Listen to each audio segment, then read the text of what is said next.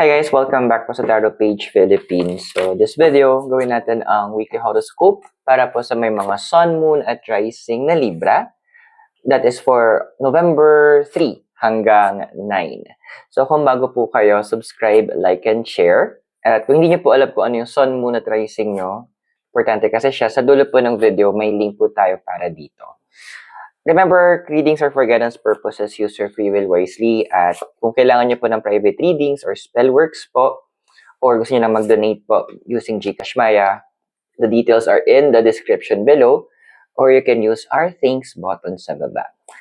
Libra, how are you? May tatlo yung daling pusa natin ngayon. Alright, so we have here is the 8 of Swords. Gulo na ba ng utak mo? Hindi na ba alam ng gagawin mong susunod? Ando na ba yung point na parang feeling mo sasabog na yung utak mo, kaka-analyze ng mga nangyayari? Huwag ka mag-alala. It's normal. Siguro kasi papasok na tayo sa nasa pre-shadow din tayo ng Mercury retrograde. Pero more than that, ang nakikita ko dito kasi, anay mo kasing sinasaalang-alang, ang dami mong variables na masyado mong binibigyan ng pansin. Ang dami mong masyadong inaalala ng mga bagay-bagay. Actually, maski mga tao. Alam mo, ano yung sinasabi ng cards na, it's time that you listen. Minsan, less is more. Ulitin natin, less is more. Minsan kung ano yung mas konti, mas maganda. Meron kasi tinatawag tayong minimalist. And at the same time, hindi naman lahat sinasaalang-alang mo. Hindi lahat dapat importante.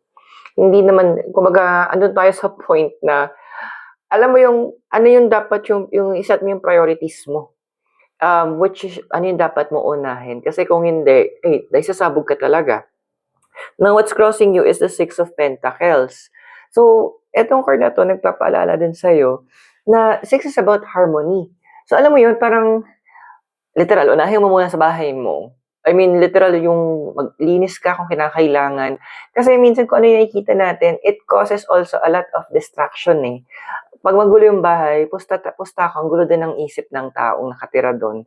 But if you take the time para linisin or mag-ayos ka, you will find na, mas okay pala, mas nakahinga ako na mas nakapag-work ako ng matiwasay.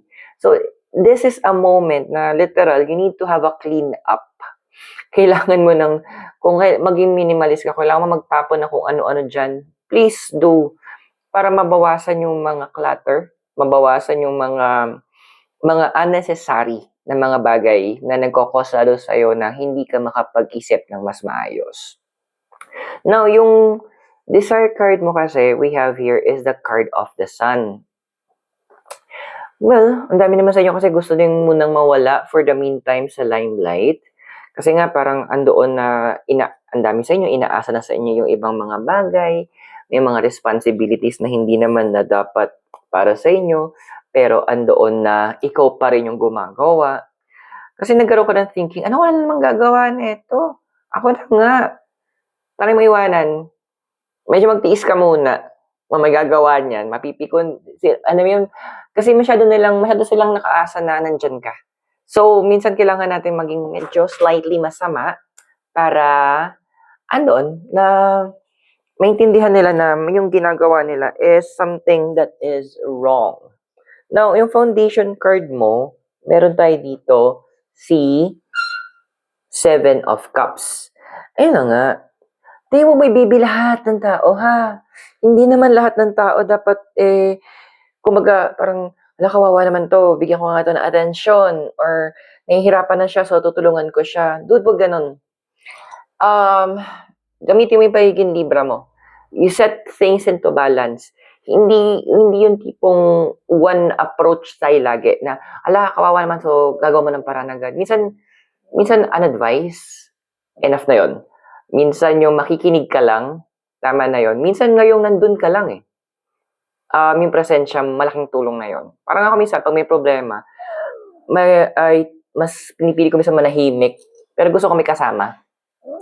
Parang nakakaramdam ako ng security pag ganon. Baby ka. So, ayun.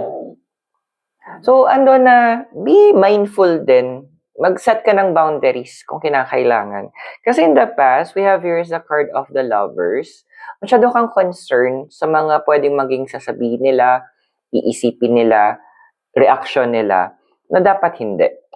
Oo, andoon. Sige, acknowledge natin na importante yung mga taong to, malaki nag-iambag nila, at kailangan mo siya sa buhay mo.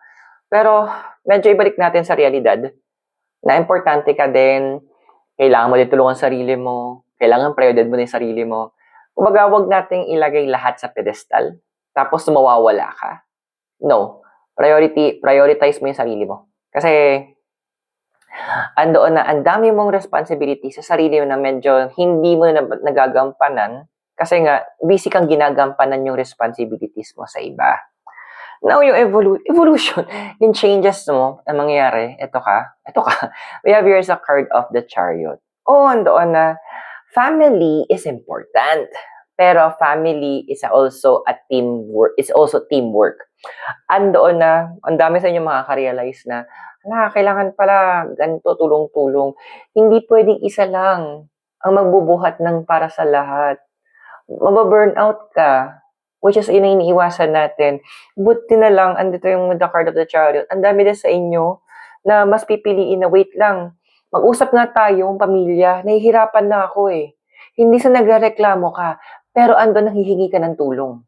Andoon na gusto mong i-balance yung mga bagay-bagay. Andoon na, kumbaga, pag hindi na kaya sa parang pasandal, pwedeng patungkod ng konti kasi bawal na ako ng balance. So this is actually a time for that. Diba, gamitin mo yung pagiging balancer mo at this point. So kung nakakatulong yung reading sa'yo at nakaka-resonate, invite kita to subscribe, like, and share. At ayun, para makagkaroon ng access sa mga future videos natin. Pero tuloy natin yung reading mo muna. Okay, so meron tayo dito for your physical environment is the card of strength. Yun nga, hindi mo naman kasalanan na ang tingin sa'yo ng mga tao, it's someone who is strong kasi nga, binabalance mo yung mga bagay-bagay, schedules mo, finances mo, blah, blah, blah. Pero kasi, nagkaroon sila ng misconception na okay ka lang, na kaya mo pa, na lalaban ka pa. Yung misconception nila yon, hindi mo kasalanan yun eh. Kasalanan nila yon kasi mga syumera sila. It's time to set the record straight. Paalala mo sa kanila, hoy, tao din ako. Hindi po kayo mortal.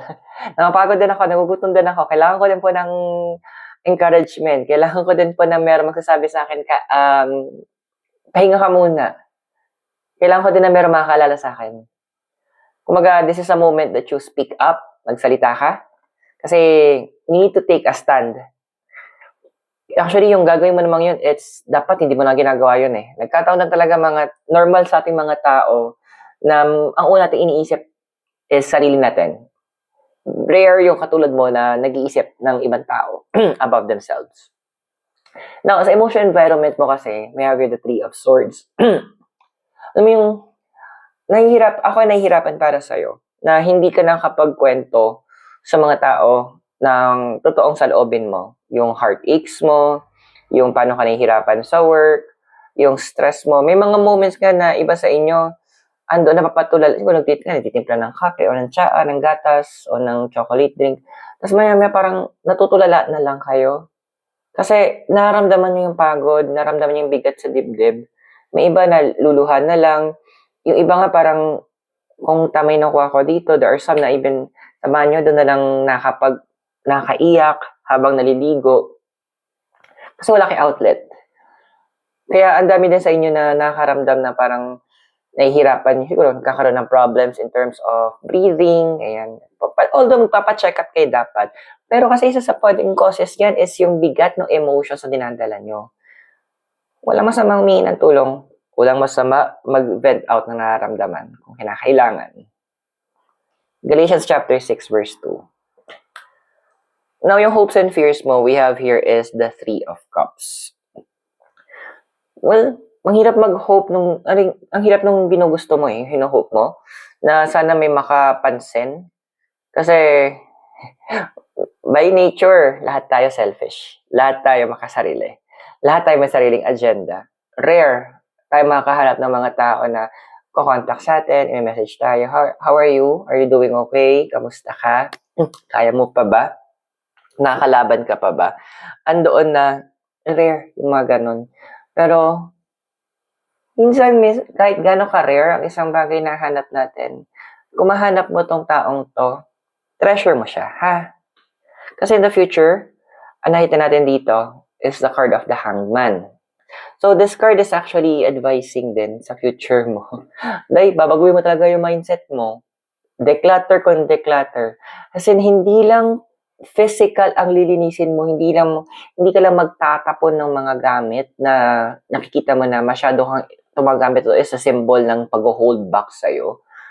Pati yung mga tao na hindi na, yung sabihin natin na parang linta na sila sa buhay mo, tatanggalin mo na rin, which is a very good step.